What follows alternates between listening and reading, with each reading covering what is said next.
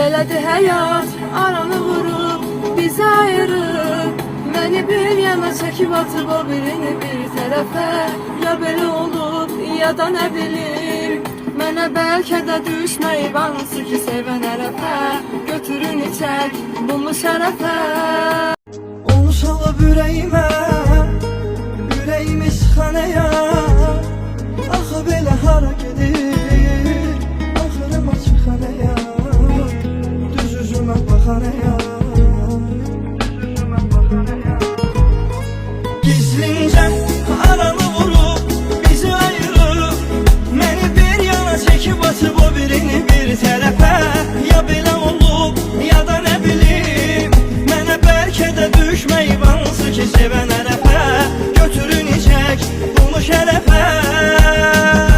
Belədir həyat, aranı vurub, bizi ayırıb. Məni bir yana çəkib atıb, o birini bir tərəfə. Ya belə olub, ya da nə bilim. Mənə bəlkə də düşməyib, hansı ki sevən ərəfə. Götürün içək, bunu şərəfə.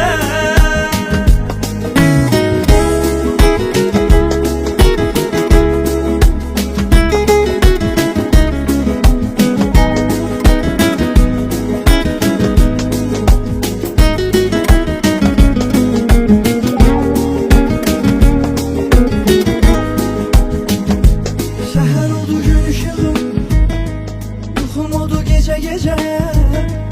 Onu gəzib aramışam, qapı qapı küçə küçə. Düşünürəm içə içə, onu salıb ürəyimə, ürəyimi sıxanəyə. Axı belə hara gedir,